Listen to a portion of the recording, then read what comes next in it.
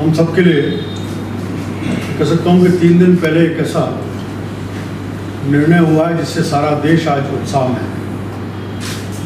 राज्यसभा और उसके बाद लोकसभा में कश्मीर के विषय के ऊपर गंभीरता से विचार करते हुए धारा 370 और 35A को समाप्त करना, कश्मीर को रीऑर्गेनाइज करना, ये जो बिल पारित हुआ है आज सारा देश उसके कारण उत्साह में है। मैं कह सकता हूँ कि देश में ऐसे प्रधानमंत्री हैं जो निर्णय वोट की राजनीति के कारण नहीं बल्कि देश के हित में निर्णय कर रहे हैं। 70 साल तक इस कश्मीर को और कश्मीर में अलग अलग प्रयोगों के आधार पर हमने झेलने का काम किया और केवल वोट की राजनीति के कारण से निर्णय आज से पहले की सरकार नहीं कर पा रही। प्रधानमंत्री जी के निर्णय के बाद हम देश आज़ाद तो 47 में हुआ था, लेकिन पूरी तरह से इंटीग्रेटेड भारत हमें नहीं मिला। 370 के कारण से कश्मीर अलग थलग था।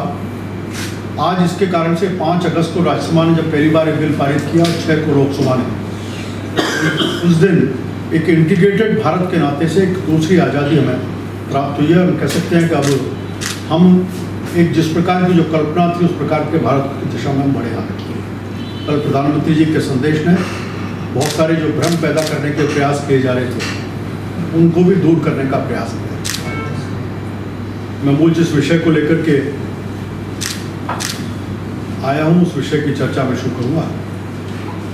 भारतीय जनता पार्टी एक कार्यकर्ता आधारित दल के नाते जानी जाती है और शायद देश में भारतीय जनता पार्टी अकेला ऐसा दल है जिसकी नियमित सदस्यता होती है और नियमित अंतराल के बाद जिसके संगठन के चुनाव हैं।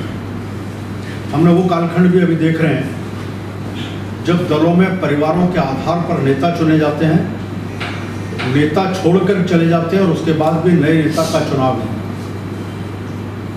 जैसे लोकसभा का चुनाव हुआ, लोकसभा चुनाव के बाद सरकार केंद्र में सरकार बनी, उसके तुरंत बाद भारतीय जनता पार्टी ने हमारे सदस्यता और संगठन के चुनाव का समय ड्यू हो चुका था और चुनाव के कारण थोड़ा विलंब था।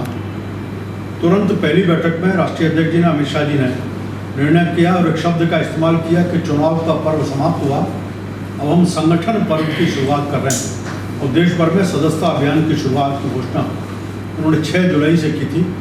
6 जुलाई से सदस्यता का काम शुरू हुआ। सामान्य रूप से भारतीय जनता पार्टी का जो कॉन्स्टिट्यूशन है वो कहता है कि प्राथमिक इकाई, जिसको हम बूथ की इकाई कहते हैं, वहाँ से ऑल इंडिया लेवल तक अगर 20% मिनिमम सदस्य बनते हैं तो उस यूनिट के ऊपर पार्टी का ऑर्गेनाइजेशन इलेक्शन हो सकता है। ये मिनिमम क्वालिफाइंग रिक्वायरमेंट है, लेकिन पार्टी ने उसको नहीं पकड़ा।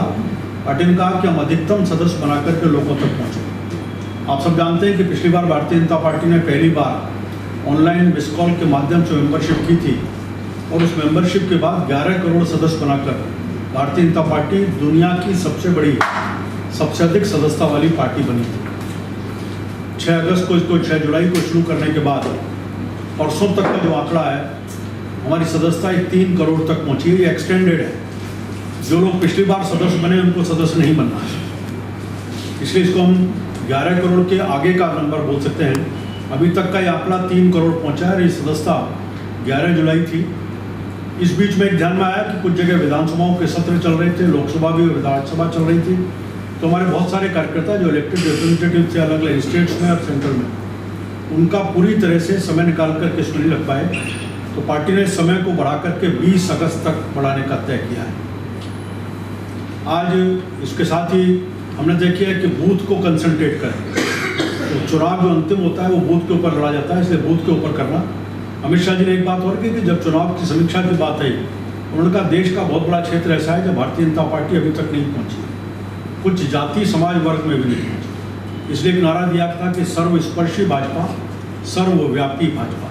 मतलब इस सदस्यता के माध्यम से हम भौगोलिक दृष्टि से सब क्षेत्रों में पहुँचें, गली में पहुँचें, गांव में पहुँचें, और सामाजिक दृष्टि से प्रत्येक जाति समाज संप्रदाय उन सब में भी भारतीय जनता पार्टी पहुँचे।